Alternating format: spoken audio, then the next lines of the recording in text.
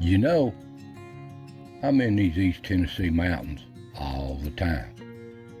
And it don't matter what part of these mountains or Appalachias that you're from, even around the country in the Rockies, out west. People have the same experiences I've had. And I know I'm getting older, but I can't help from just think about the times when I was smaller in these mountains with my family. I just remember times like my dad, the first time I started squirrel hunting. And I just like to share little stories like this with you from time to time. Now, I don't hunt nothing like I used to. Instead of using a shotgun or a rifle now, I'm hunting with a metal detector. But I still love these old animals, and I occasionally hunt, but nothing like I used to. Seems like when you reach a certain age in life, I more appreciate the wildlife more than I do taking it. But don't get me wrong, if I needed to, I would hunt these animals. That'd be a grocery store on the hooves, the way I look at it. If times got hard, I'd revert right back to my raising. So, enough said about that. So I know a lot of people from these mountains went to these old big cities. I've had to live there myself. And a lot of yous come back home after you retired. And yous can remember stuff like this when you was small and young in these mountains. So I'm just going to share with you a little story of my first squirrel hunt growing up in the 60s in these Appalachias.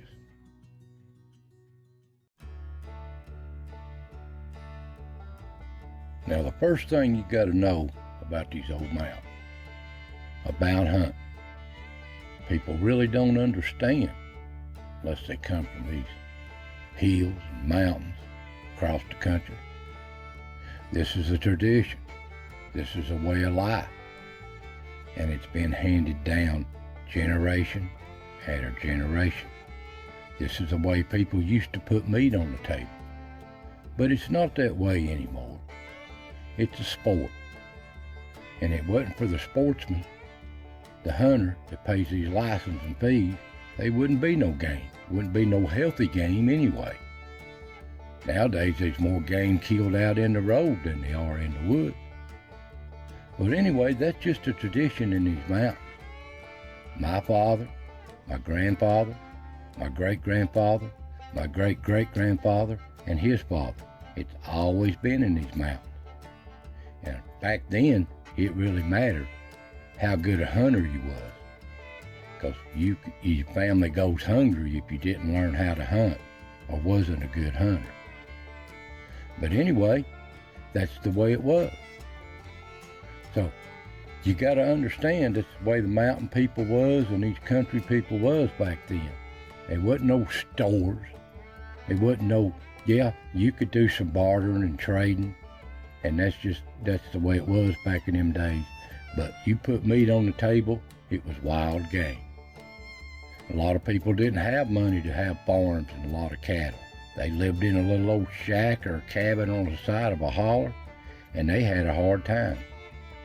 But like I said, it's not that way nowadays. It's more of a sport, and it's a tradition that we want to pass on to our future generations, and we want to take care of our game to make sure that it's there for them. So I'm going to share this little thing with you on what I started out hunting when I was a small child.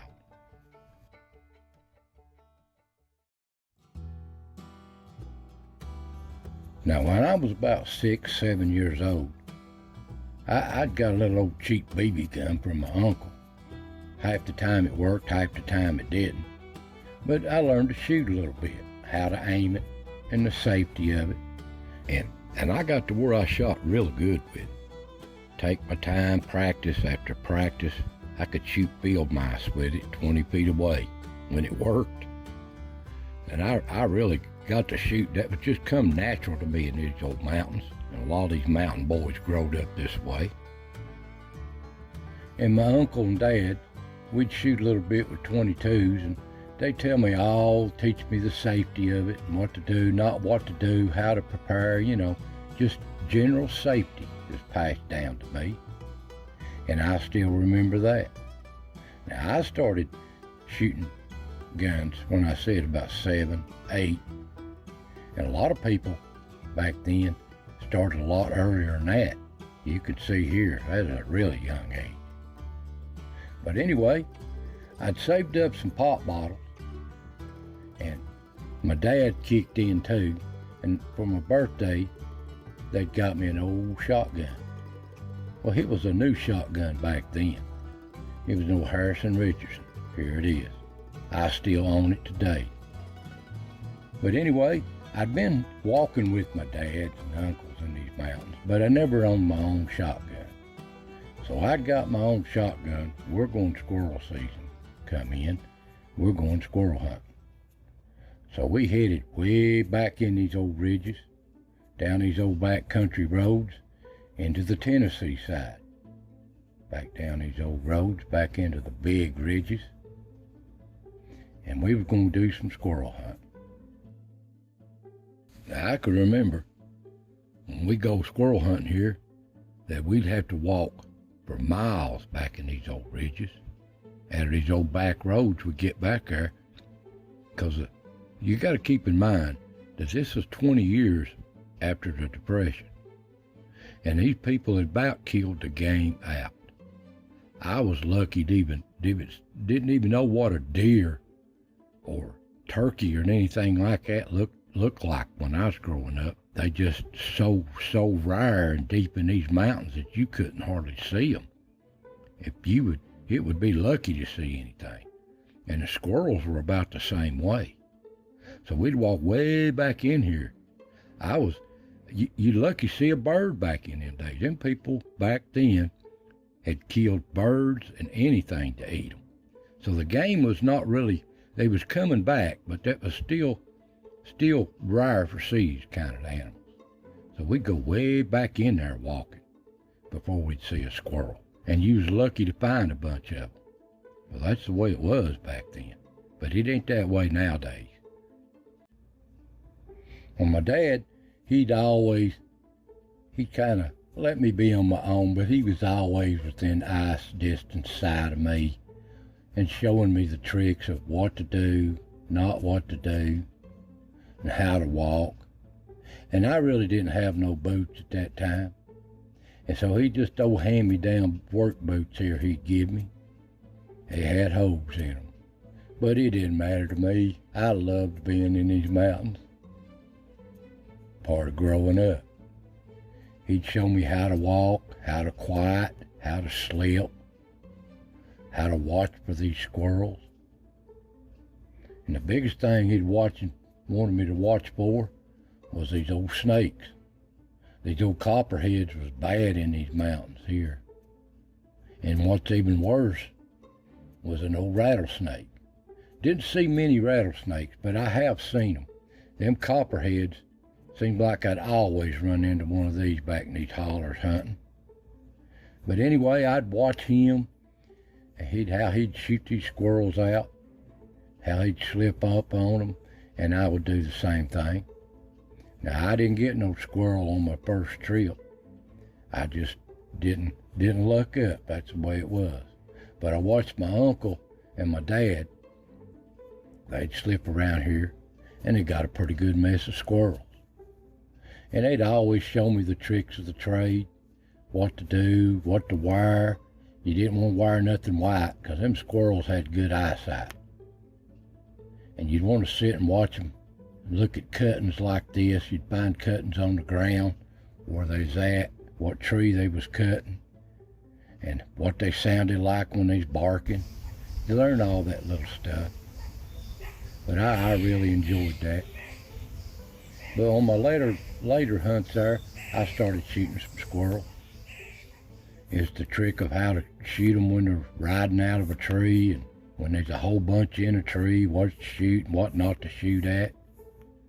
So we'd always loved that. I loved it so much. These squirrels, like any other animal, if you can beat their natural senses, you've got the advantage on them. What I'm talking about is either sight, hearing, or smell. Now these old squirrels, they can hear as good as they can see, and they can really do both. And on a good foggy morning or a rain before and hit real damp, you can slip through them woods just like this right here.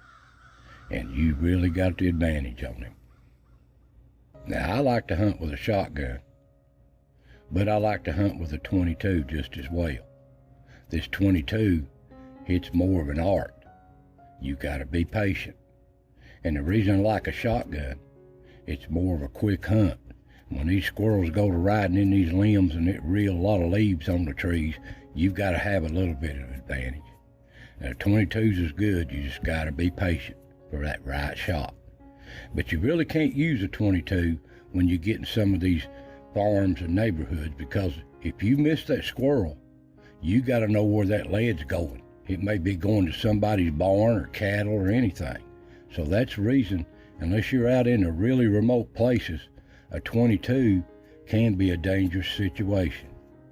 So that's the way I feel about the 22s. I love them myself. And we never shot no more than what we wanted to eat. We always fixed squirrels. Mom and Grandma would always fix us some good squirrels. We'd bring them home. They'd fix them up, fry them in the pan there with some good old squirrel gravy and some taters and biscuits. Oh my goodness. You couldn't stand it. It tasted so good. And it's still good today. But we never shot no more than we needed. And if we didn't need a lot and our neighbors wanted some, we'd always give it to them. We'd always give it to our neighbors. They loved that wild meat. We'd give it to the widow women, the mining camps. We'd give it to all kinds of people. They loved it. Even if we wanted to eat it ourselves and we know that they was going hungry and they needed it, we'd give it to them. We really enjoyed doing that, and they really appreciated it. So that's just the way it was in these old mountains back in them days. And as time went on, my dad's no longer with us, and my uncles either, and I miss them so bad. But I try to pass this on as time went on to my son, teaching him all about this hunting, squirrel hunting, deer hunting, coon hunting, rabbit hunting, all kinds. It's just a heritage in these old mountains, and I want to pass it on to generation after generation. Now, we never waste no game, and you never kill no game just to be shooting it. If you've not got a purpose, you don't need to be in the woods. So that's just the way it was in these old mountains. So I want to thank you so much for listening to this little old story. So, hope you enjoyed. Thanks for watching. God bless, and I'll see you next time.